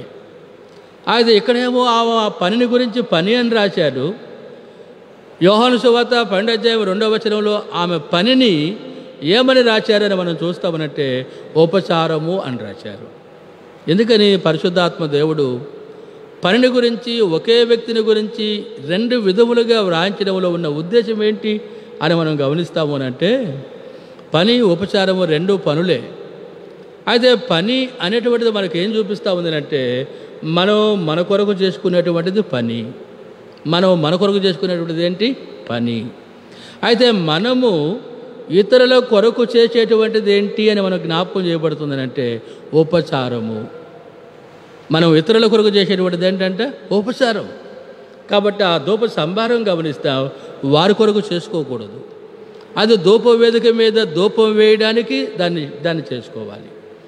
లేవ్యకాండం 16-13లో మనం చూసాం కదా, ఆ ధూపపు పొడి, ఆ ధూపం యొక్క సంభారము ఆ ధూపం మీద, అంటే ఆ ధూప వేదిక మీద వేయడం ద్వారా ఆ పొగ ఏమవుతుంది అని మనకు జ్ఞాపకం చేయబడుతుందని అంటే, ప్రత్యక్షపు గుడారం, మందసం, దాని మీద ఉన్న కెరూబులు కరుణాపీఠం మీద కలుసుకొని ఆ దేవుడు మనతో మాట్లాడడానికి కారణమవుతున్నట్టుగా చూస్తూ ఉంటూ ఉన్నాం. అందుకే దేవుని ప్రజలుగా మోసేతో జ్ఞాపకం చేస్తున్న మాట చూస్తాం. మోసే దానిని మీరు మీకోసరం చేసుకోకూడదు. కాబట్టి దేవుని ప్రజలుగా వ్యక్తిగతమైన ఆత్మీయ జీవితంలో మనం మన కోసరంగా చేసుకునేటువంటిది అంతా కూడా పని. అయితే దేవుని ప్రజలుగా మనం ఇతరుల కొరకు చేసేటువంటిది అంతా ఉపచారము అని మనకు జ్ఞాపకం చేయబడుతుంది. అందుకే యోహాను సువార్తలో 8వ అధ్యాయంలో మనం గమనిస్తూ వస్తే, యోహాను సువార్త 8వ అధ్యాయంలో మనం గమనిస్తూ వస్తే ఓ మాట మనకు జ్ఞాపకం చేయబడుతుంది. యోహాను సువార్తలోన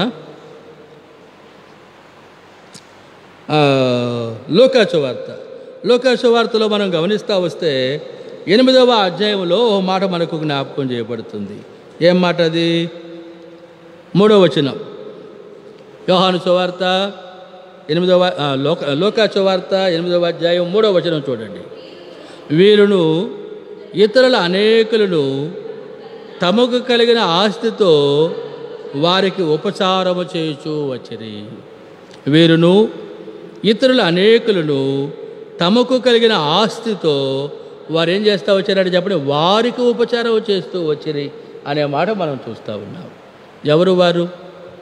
8వ అధ్యాయంలో మనం గమనిస్తూ వస్తే, వెంటనే ఆయన మొదటి వచనం, దేవుని రాజ్య సువార్తను తెలుపుచు ప్రకటించుచు ప్రతి పట్టణములోనూ ప్రతి గ్రామములోనూ సంచారం చేయుచూ ఉండగా 12 మంది శిష్యులు అపవిత్ర ఆత్మలను వ్యాధులను పోగొట్టుకుని కొందరు స్త్రీలను, అనగా 7 దయ్యములు వదిలిన మగ్దలేనబడిన మరియయు, హేరోదు యొక్క గృహ నిర్వాహకుడు కూజా భార్యకు యోహన్నయు చూచన్నయు ఆయనతో కూడా ఉండిరి. వీరందరూ ఉన్నారు ప్రభువుతో కూడా. వీరే కాకుండా ఇతరులు అనేకులు ఉన్నారు. అయితే వీరందరూ ఏం చేస్తున్నారు అని మనం చూస్తామనంటే, తమకు ఉన్న దానితో తమకు కలిగిన దానితో గమనిస్తూ ఉంటున్నాం. ఉపచారము చేయించు వచ్చిరి, వారికి ఉపచారం చేయించు వచ్చిరి. అక్కడ సంఖ్యేసి మూల భాషలో 4 వేసి ఏమని మనకు జ్ఞాపకం చేయబడుతుంది అని మనం చూస్తామనంటే, ఆయనకు పరిచారము, ఆయనకేం పరిచారము చేయుచు వచ్చిరి అనేటువంటి మాట దేవుని వాక్యంలో మనకు జ్ఞాపకం చేయబడుతుంది. అందుకే పని అది మన కొరకు మనం చేసుకునేటువంటిది. అయితే ఇతరుల కొరకు మనం చేసేటువంటిది ఉపచారము అనేటువంటిది మనకు జ్ఞాపకం చేయబడుతుంది. అందుకే ఆ దోప సంభారం, మోసే మీరు మీకోసం చేసుకోకూడదు అని చెప్పడంలో ఉన్న ఉద్దేశం ఏంటంటే, మీరు మీ కొరకు చేసుకునే పని కంటే మీరు నా కొరకు చేసేటువంటి ఉపచారమే ఎక్కువ, అది మీరు కలిగి ఉండాలని 4వ తలంపుగా హెచ్చరించబడ్డం మనం చూస్తూ ఉంటూ ఉన్నాం. అందుకే ఫిలిప్పీ పత్రిక 2వ అధ్యాయము 5వ వచనం చదువుతాం కదా, క్రీస్తు యేసునకు కలిగిన ఈ మనసు మీరును కలిగి ఉండుడి. క్రీస్తు యేసునకు కలిగిన ఈ మనసు మీరును కలిగి ఉండుడి. 4వ వచనంలో ఆ పైకి పోయి మనం చూస్తూ వస్తే ఏంటి ఆయన మనసు? 4వ వచనం చదవండి. అందరూ చదవండి, ఆ మాట చదవండి. కొలసి పత్రిక 2వ అధ్యాయం 4వ వచనం, ఫిలిప్పీ పత్రిక 2వ అధ్యాయం 4వ వచనం. మీలో ప్రతివాడును తన సొంత కార్యములను మాత్రమే కాక ఇతరుల కార్యములను కూడా చూడవలెను. అది క్రీస్తు యొక్క మనసు. కింద ఆయన ఇతరుల కొరకు ఆయన జరిగిన కార్యాలు జ్ఞాపకం చేయబడుతూ ఉన్నాయి. 21వ వచనంలో చూస్తే అందరూ తమ సొంత కార్యములనే చూసుకుని ఉన్నారు, కానీ యేసుక్రీస్తు కార్యమును చూడరు. ఇతరుల కార్యం ఎవరి కార్యమని మనకు జ్ఞాపకం చేయబడుతుందనంటే యేసుక్రీస్తు కార్యం. అందుకే మోసే మీరు ఏ కార్యం చేయాలి, ఆ సంభారాన్ని తయారు చేయడంలో అంటే మీరు మీకోసం చేసుకోకూడదు, యేసుక్రీస్తు కొరకు చేయాలి, దేవుని కొరకు చేయాలి అనేటువంటి హెచ్చరిక 4వ తలంపుగా భాగాల నుండి మనకు జ్ఞాపకం చేయబడుతుంది. తిరిగి చివరిగా ముగింపుగా 5వదిగా మనకు జ్ఞాపకం చేయబడుతుంది. చూడండి, నిర్గమకాండం 30వ అధ్యాయము 37వ వచనం. నిర్గమకాండం 30వ అధ్యాయము 37వ వచనం. నీవు చేయవలసిన ఆ ధూపద్రవ్యములను దాని మేలనము చొప్పున మీ నిమిత్తం మీరు చేసుకొనకూడదు, అది యెహోవాకు ప్రతిష్ఠితమైనదిగా ఎంచవలెను. మీ కొరకు మీరు చేసుకోకూడదు, అది యెహోవాకు ప్రతిష్ఠితమైనదిగా ఎంచవలెను అని చెప్పడం చూస్తూ ఉన్నాం.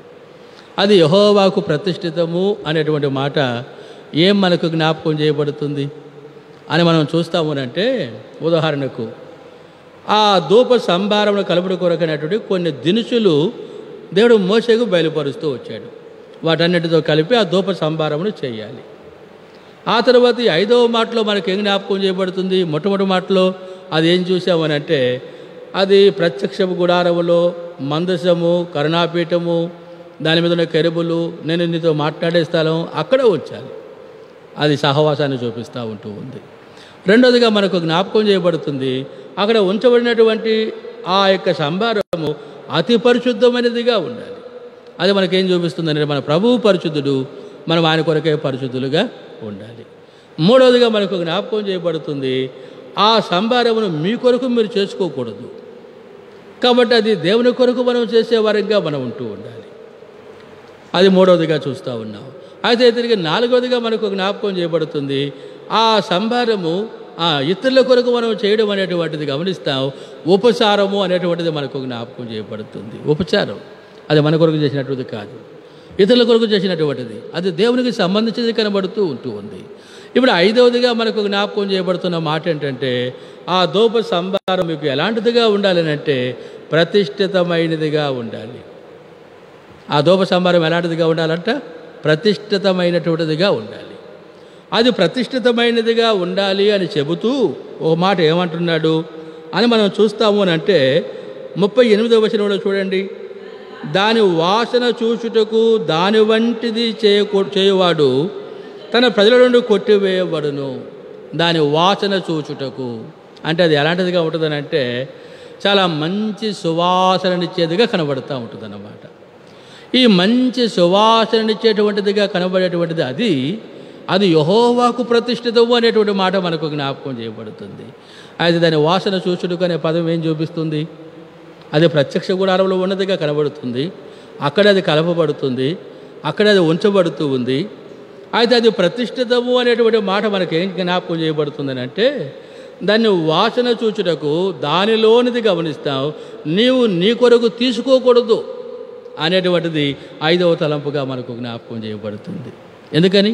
అది ప్రతిష్ఠించబడినది కదా, అది దేవుని కొరకే చేయబడినది కదా, అది దేవుని కొరకే ఉపయోగపరచబడాలి.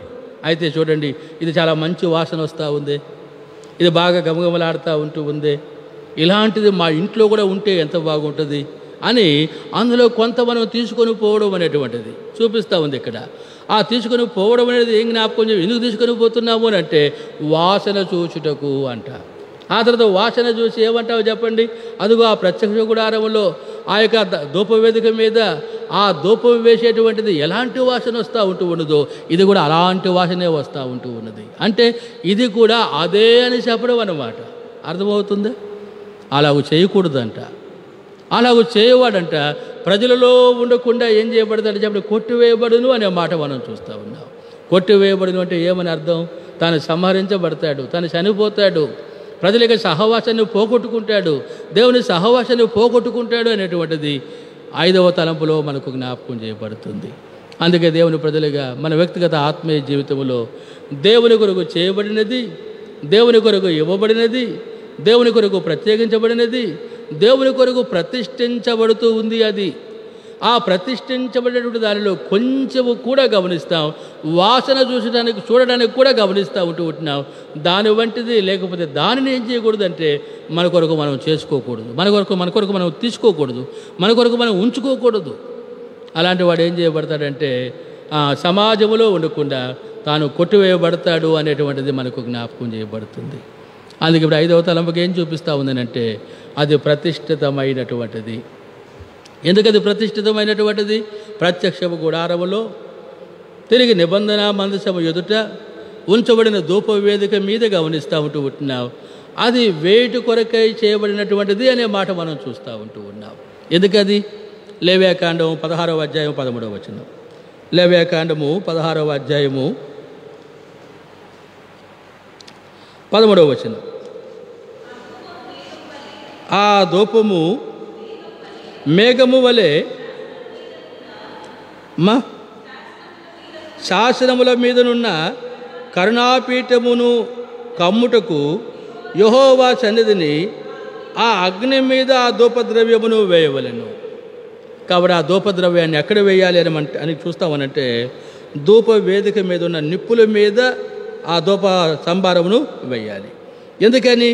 ఎప్పుడైతే అది మనం వేసేవరంగా ఉంటూ ఉంటామో అప్పుడు ఏమవుతుంది అని మనం చూస్తామనంటే ఆ ధూపపీఠం మీద నుండి ఎన్నో వచనం అది 13వ వచనమా, ఆ ధూపము మేఘము వలె శాసనముల మీద ఉన్న కరుణాపీఠమును కమ్మునట్లు. ఎప్పుడైతే దాని మీద ఆ ధూపం వేసే వరకు కనబడుతున్నామో ఆ పొగ లేస్తూ ఉంటుంది. ఆ పొగ ఏమవుతూ ఉందని మనం చూస్తామనంటే ఆ మందసం మీద ఉన్నటువంటి కరుణాపీఠం కెరూబులను కమ్మేటువంటిదిగా కనబడుతూ ఉంది. అక్కడి నుంచి దేవుడు ఏం చేస్తున్నాడంటే మనుషులతో మాట్లాడుతూ ఉన్నాడు. ఆ కార్యము జరిగించిన కొరకాయ ఆ ధూప సంభారం చేయబడింది కనబడుతుంది. ఆ పని కొరకాయ అది కనబడుతూ ఉంది.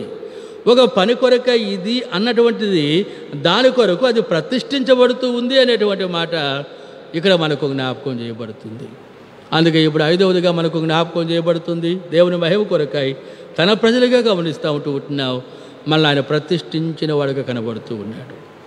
అందుకే యోహాను సువార్త 17వ అధ్యాయం 17వ వచనంలో మనం గమనిస్తాం కదా, సత్యమందు వారిని ప్రతిష్ఠ చేయము, సత్యమందు వారిని ప్రతిష్ఠ చేయము, నీ వాక్యమే ఏంటిది చెప్పండి? సత్యము. కాబట్టి సత్యమందు వారిని ప్రతిష్ఠ చేయము, నీ వాక్యమే సత్యము. కాబట్టి వాక్యం యొక్క గ్రహింపులో గమనిస్తాం, ప్రతిష్ఠత యొక్క ప్రాముఖ్యతను గ్రహించే వరంగా మనం ఉంటూ ఉంటాం. అందుకే తండ్రి, వారు ప్రతిష్ఠించబడినట్లుగా నీ వాక్యము చేత వారిని ప్రతిష్ఠించు. ఎందుకంటే నీ వాక్యం ఏంటిది? సత్యము. కాబట్టి ఇక్కడ సత్యము అనేటువంటి పదం ఏం చూపిస్తుందనంటే, ప్రతిష్ఠించబడినటువంటి దానిలో నుంచి ఏమి వాసన చూడడానికి కూడా తీసుకోకూడదు. అంటే దేని కొరకు అది చేయబడిందో, ప్రతిష్ఠించబడిందో దాని కొరకై అది ఉపయోగపరచబడేటువంటిదిగా ఉంటూ ఉండాలి. కాబట్టి అలాగున ఆ జ్ఞానాన్ని కలిగి ఉన్నట్లుగా ప్రజలు, తండ్రి నీ ప్రజలను నీవు ప్రతిష్ఠించు అని ప్రభువు చెప్పడం చూస్తూ ఉన్నావు. అందుకే 19వ వచనంలో కూడా చూడండి, అక్కడే 19వ వచనం కూడా చూస్తాం. వారును సత్యమందు ప్రతిష్ఠ చేయబడినట్లు, యోహాను సువార్త 17:19, వారును సత్యమందు ప్రతిష్ఠ చేయబడినట్లు వారి కొరకై నన్ను ప్రతిష్ఠ చేసుకొనుచూ ఉన్నాను. సత్యమందు వారు ప్రతిష్ఠ చేయబడినట్లు వారి కొరకై నన్ను ఏం చేస్తున్నాను చెప్పండి? ప్రతిష్ఠ చేసుకొనుచూ ఉన్నాను. ఇక్కడ మనం గమనిస్తూ వస్తే ప్రభుని గురించి ఆయన ప్రతిష్ఠిత అనేటువంటిది ఎందుకు అని మనకు జ్ఞాపకం చేయబడుతుందని అంటే, మన పాపముల నుండి మనల్ని విడిపించడానికి మనకు బదులుగా యజ్ఞయాగ పశువుగా, దేవుని లోకపాపం వచ్చుకుని దేవుని గొర్రెపిల్లగా ఆ శిలువ మీద బలియాగాన్ని, ప్రాయశ్చిత్తాన్ని జరిగించుటకు అనేటువంటి మాట ఇక్కడ మనకు జ్ఞాపకం చేయబడుతుంది. అయితే భూమి మీద ఎన్నో అద్భుతాలు చేశారు. యెరూషలేములో ఆయనను రాజుగా చేయడానికి ప్రయత్నించారు ప్రజలు. అయితే వాటేటికి కూడా యేసు ప్రభు ఏం చేయలేదు చెప్పండి? ఇష్టపడలేదు. అలాంటి పరిస్థితుల్లో ఆయన తప్పించుకొని పోయినాడు. అయితే గమనిస్తూ ఉంటున్నావు, సర్వలోక మానవుల అందరి కొరకే గమనిస్తావు, ఆ శిలువకు అప్పగించుకునే విషయంలో గమనిస్తూ ఉంటావు. నేనే అని ఆయన తాను అప్పగించుకున్నట్టుగా చూస్తూ ఉన్నావు. అందుకే తిమోతికి రాస్తూ పౌలు అంటాడు కదా, 2వ అధ్యాయం 5వ వచనములో, దేవుడు ఒక్కడే, దేవునికి నీ నరులకు నువ్వు మధ్యవర్తి ఒక్కడే, ఆ మధ్యవర్తి క్రీస్తు చేసిన నరుడు. 6వ వచనంలో గమనిస్తూ వస్తే, ఈయన అందరి కొరకు విమోచన క్రయధనముగా తాను సమర్పించుకున్నాను. అందరి కొరకు తను అప్పగించుకున్నట్టుగా చూస్తూ ఉన్నావు. ఇది ఏం చూపిస్తూ ఉందనంటే, ఆయన ప్రతిష్ఠిత అని మనకు జ్ఞాపకం చేయబడుతుంది. ఇంకో దానికి ఆయన పోలేదు. అందుకే ప్రతిష్ఠిత అనేటువంటిది, ప్రత్యేకించబడుట, ఒక దాని కొరకై అనేటువంటి పదం మనకు జ్ఞాపకం చేయబడుతుంది. అందుకే ఆ సంభారం ధూపం వేదిక మీద ధూపం వేయడానికే తప్ప, వారు తీసుకుని పోయి వాళ్ళ ఇళ్లల్లో కూడా అలాంటివే చేసుకొని ఆ వాసన చూచుటకు కాదనేది మనకు జ్ఞాపకం చేయబడుతుంది. ఒకవేళ అలాంటి వారు ఎవరైనా ఉంటే మోసే సమాజంలో, అలాంటి వారు సమాజంలో ఉండకుండా ఏం చేయబడతారు చెప్పండి? కొట్టివేయబడతారు. అందుకే దేవుని ప్రజలుగా సమాజంలో మనం నిలిచి నిత్యమైన ఆయన మహిమ కొరకై నిలిచి ఉన్నట్లుగా గమనిస్తాం. ప్రభు కార్యములకు, ప్రభు మహిమ కొరకై ఈ లోకములో ప్రతిష్ఠించబడినట్టు వారంగా మనం ఉండాలనేటువంటిది 5వ తలంపుగా మనకు జ్ఞాపకం చేయబడుతుంది. అందుకే 5 ప్రాముఖ్యమైన సంగతులు నిర్గమకాండం ఆ 30వ అధ్యాయంలో మనం గమనిస్తూ వస్తే 36, 37, 38 వచనాల్లో మనకు జ్ఞాపకం చేయబడుతున్నాయి. ఆ ధూప సంభారము నేను కలుసుకునే చోట ఉంచాలి. కాబట్టి దేవుడు మనుషులను కలుసుకునుట, సహవాసము అనేటువంటిది మనకు జ్ఞాపకం చేయబడుతుంది. రెండవదిగా అది పరిశుద్ధంగా ఉండాలి. పరిశుద్ధత ఆయన ప్రజలకు అవసరం కలిగిన వారుగా ఉండాలి. మూడవదిగా మనకు జ్ఞాపకం చేయబడుతుంది, వారు ఆ సంభారమును వారి కొరకు కాదు, దేవుని కొరకు చేసేవారుగా వారు ఉండాలి. కాబట్టి ఏది దేవుని కొరకు చేస్తూ ఉన్నారో అది దేవునికి హితమవుతున్నట్టుగా చూస్తూ ఉన్నాం. కాబట్టి దేవుని కొరకు ఏది వారు చేస్తూ ఉన్నారో 4వ తలంపుగా అది ఉపచారము అని మనకు జ్ఞాపకం చేయబడుతుంది. 5వదిగా మనకు జ్ఞాపకం చేయబడుతుంది, అంటే దేవుని కార్యముల కొరకై ఆ ధూప సంభారం ఎలాగో ప్రతిష్ఠితమైనదిగా కనబడుతూ ఉందో, దేవుని ప్రజలుగా మనం కూడా తన మహిమ కొరకై ప్రతిష్ఠితమైన వారుగా ఉన్నట్లు దేవుడే మానవుడికి లోకమునికి వచ్చి తనను ప్రతిష్ఠ చేసుకొని మనం సత్యవాక్యములను ప్రతిష్ఠ చేయబడిన వారంగా ఉన్నట్లు గమనిస్తాం. తన మహిమ కొరకే మన నిమిత్తం గమనిస్తూ ఉంటున్నాం. తను అప్పగించుకున్నట్టుగా చూస్తూ ఉన్నాం. కాబట్టి ఈ గ్రహింపు సంఘము అనేటువంటి శరీరం కలిగినటువంటిదిగా ఉండాలని దేవుడు మోషేకు బయలుపరచడం మనం చూస్తూ ఉన్నాం. అందుకే యోహాను మొదటి పత్రికలో సందర్భంగా గుర్తు చేయబడుతూ ఉంది. ఓ మాట చదవండి, 2వ అధ్యాయంలో, యోహాను మొదటి పత్రిక 2వ అధ్యాయంలో మనకు జ్ఞాపకం చేయబడుతూ ఉన్న ఓ మాట మనం చూస్తూ ఉంటాం.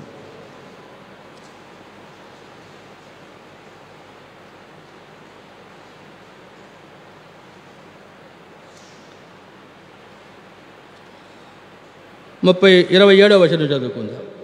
27వ వచనం లేక 20వ వచనం చదవండి ముందుగా. అయితే మీరు పరిశుద్ధిని వలన అభిషేకము పొందిన వారు కనుక సమస్తమును ఎరుగుదురు. అయితే మీరు పరిశుద్ధుల వలన అభిషేకము పొందినవారు. అభిషేకం అనేటువంటిది కూడా ప్రతిష్ఠిత అనే మాట మనకు జ్ఞాపకం చేయబడుతుంది. కాబట్టి మీరు సమస్తం ఎరిగిన వారు. ఈ ప్రతిష్ఠిత అభిషేకం అనేటువంటిది ఈ గ్రహింపులకు ఒక వ్యక్తిని తీసుకొస్తూ ఉంది. అదే యోహాను యాత్రికులుగా ఉన్న ప్రభు ప్రజలకు జ్ఞాపకం చేయబడడం మనం చూస్తూ ఉన్నాం. ఇప్పుడు మళ్ళీ 27వ వచనం చూడండి. అయితే ఆయన వలన మీరు పొందిన అభిషేకం మీరు నిలుచుచున్నది కనుక ఎవడునూ మీకు బోధింపక్కరలేదు. ఆయన ఇచ్చిన అభిషేకము సత్యమే గాని అబద్ధము కాదు. అది అన్నిటిని గురించి మీకు బోధించుచున్న ప్రకారముగాను ఆయన మీకు బోధించిన ప్రకారముగాను ఆయనలో మీరు నిలుచుచూ ఉన్నారు. అక్కడ సంకేతం మూల భాషలో 2 మనకు జ్ఞాపకం చేయబడుతుంది. నిలిచి ఉండుడి అంటే ప్రతిష్ఠితలో దేవుని ప్రజలుగా మనం ఏమై ఉండాలని మనం చూస్తామనంటే నిలిచి ఉండాలి. ఈ నిలిచి ఉండటం అనేటువంటి తీర్మానం మనకి ఏం జ్ఞాపకం చేయబడుతుంది? ఆ చివరి వచనంలో చూస్తుంది, వారు దాని వాసన చూచుటకు ఏం చూడాలి ఇక్కడ చెప్పండి? దాని వాసన చూచుటకు దాని వంటిది లేక అది ఎవడు కూడా ఏం చేయకూడదంటే తీసుకొనకూడదు. ఒకవేళ అలాగ ఎవడైనా చేస్తే ప్రజలలో ఉండకుండా ఏం చేయబడతాడంటే తాను కొట్టివేయబడతాడు. ఇటు దేవుని ప్రత్యక్షతలో నిలిచి ఆయన మహిమ కొరకు మనం జీవించే వరంగా ఉండాలని ఈ చిన్న తలంపులు ఈ 3 వచనాల నుండి మనకు జ్ఞాపకం చేయబడుతున్నాయి.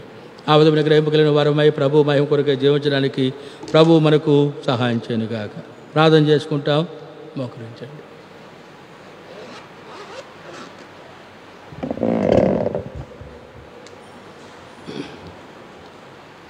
మా పరలోకపు తండ్రి, ప్రభువా మీ వందనాలు స్తోత్రాలు చెల్లించుకుంటూ ఉన్నాం. కృపగలిగిన తండ్రి, భూమి మీద ఉన్నవాడవైనా మిమ్మల్ని దేవుడిగా కలిగి మీ నామములో విశ్వాసంతో ప్రార్థించుకోవడానికి మాకు ఇచ్చిన ఈ శ్రేష్టమైన సమయమును బట్టి మీకు వందనాలు స్తోత్రాలు చెల్లించుకుంటూ ఉన్నాం. ఈ దినం మీ ఇంటిలో మాకు అనుగ్రహించిన వాక్యకుడిగా సమయాన్ని బట్టి మీకు వందనాలు స్తోత్రాలు. మీ సన్నిధిని ప్రేమించి రాగలిగిన మీ బిడ్డలను బట్టి స్తుతిస్తూ ఉంటూ ఉన్నాం. దయగలిగిన తండ్రి, నిర్గమకాండము 30వ అధ్యాయము 36, 37, 38 వచనాలు మా ముందుకు మీరు తీసుకొచ్చినందుకే మీకు వందనాలు స్తోత్రాలు. ఈ ధూప సంభారం దయగలిగిన తండ్రి, దానిని తీసుకొని నేను నీతో మాట్లాడు, నేను నిన్ను కలుసుకొని చోట ప్రత్యక్షపు గుడారములో మందసం కరుణాపీఠం కెరూబుల మధ్యన నిన్నతో మాట్లాడేవాడిగా ఉన్నాను, అక్కడ దాన్ని ఉంచాలి. దయగలిగిన తండ్రి, దేవుడు మనుషుని కలుసుకున్న అనుభవం సహవాసము అని మాకు మీరు జ్ఞాపకం చేస్తూ వచ్చారు.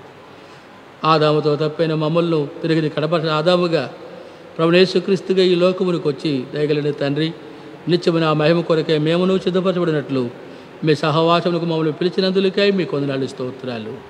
దయగలిగిన తండ్రి, తిరిగి ఎవరు సహవాసమునకు పిలువబడిన వారికి కనబడుతున్నారో వారందరికీ ధూప సంభారము అతి పరిశుద్ధము అని మాకు మీరు జ్ఞాపకం చేస్తూ వచ్చారు. దయగలిగిన తండ్రి, అది అపవిత్రము కాకూడదు, అది అతి పరిశుద్ధముగా ఉండాలి. అది అతి పరిశుద్ధముగా ఉండడానికి దయగలిగిన తండ్రి, మీరు పరిశుద్ధుడై ఉన్నారన్న సంగతిని గ్రహించి మేమును మా సమస్త ప్రవర్తనలో పరిశుద్ధత కలిగిన వారంగా ఉండాలని హెచ్చరిస్తూ వచ్చిన మీ మాటలను బట్టి మీకు వందనాలు స్తోత్రాలు చెల్లించుకుంటూ ఉన్నాం. తిరిగి లేఖనాల్లో జ్ఞాపకం చేశారు ప్రభువా, దానిని మీరు మీ కొరకు చేసుకోకూడదు అని చెప్పారు. దయగలిగిన తండ్రి, భూమి మీద మేము జరిగించేటువంటి దైవ సంబంధమైన కార్యములు అవన్నీ కూడా మా కోసము కాక దయగలిగిన తండ్రి మీ కొరకు మేము జరిగించే వారంగా ఉండాలని హెచ్చరిస్తూ వచ్చిన మీ మాటలను బట్టి మీకు వందనాలు స్తోత్రాలు. అటు మనసు గ్రహింపు మీ ప్రజలుగా మాకు అనుగ్రహించండి. దయగలిగిన తండ్రి, ఏది మీ కొరకు మేము చేయవారంగా కనబడుతున్నామో అది ఉపచారము అని మాకు మీరు జ్ఞాపకం చేస్తూ వచ్చారు. దయగలిగిన తండ్రి, దానికి బహుమానమును ప్రతిఫలమును అటు ప్రజలకు మీరు అనుగ్రహించే దేవుడో ఆ ప్రజలు ఆశీర్వదించబడిన వారిని మాకు జ్ఞాపకం చేస్తూ వచ్చారు.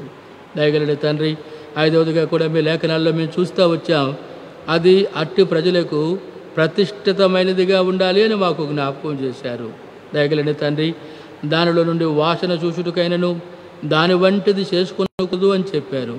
అలాగూ చేసుకునేవాడు ప్రజలలో ఉండకుండా కొట్టివేయబడును అని మాకు మీరు జ్ఞాపకం చేశారు. దయగలిగిన తండ్రి, ప్రతిష్ఠిత అనేటువంటిది ఆ సంభారము ధూప వేదిక మీద నిప్పుల మీద వేయడానికే అని మాకు జ్ఞాపకం చేశారు. దానిని వాసన చూచుటకు కాదని, తమ కొరకు కాదని, ప్రభువా దేవుని కొరకై అది ఉండాలనేటువంటిది ప్రతిష్ఠిత మాకు జ్ఞాపకం చేస్తూ వచ్చారు. కృపగలిగిన తండ్రి, అలాగే మీ మహిమ కొరకే మేము ప్రతిష్ఠించబడిన వారంగా మీ ఉద్దేశం మీ సంకల్పం నెరవేర్చడం కొరకు కారణాలుగా ప్రభువా మేమును ఉండాలని దేవుడు అయి ఉండి మిమ్మల్ని మీరు ప్రతిష్ఠ చేసుకొని మాకు బదులుగా ప్రాణమర్పించి కాచిన అమూల్యమైన రక్తం చేత మమ్మల్ని మీరు విమోచించి కొని మీ సొత్తుగా చేసుకున్నందులకై మీ వందనాలు స్తోత్రాలు. ప్రతిష్ఠత అనేటువంటిది దయగలిగిన తండ్రి మీ మహిమ కొరకు ఎలాగో పాటుపడుతుందో జ్ఞాపకం చేశారు.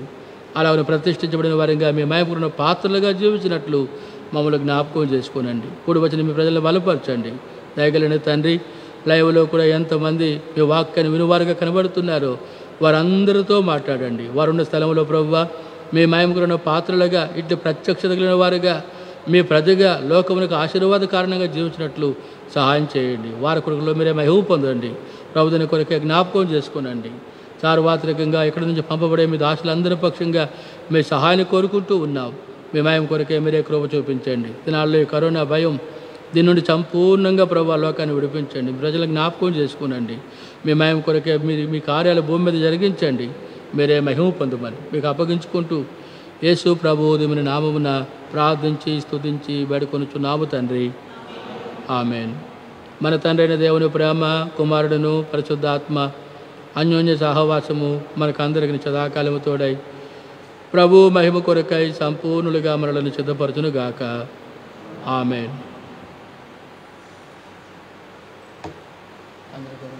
రేపు ఉదయకాలము 10 గంటలకు సహోదరులుగా ప్రార్థన సమయం ఉంటుంది. సమయం ఉన్నవారు చదువు చేసుకునండి.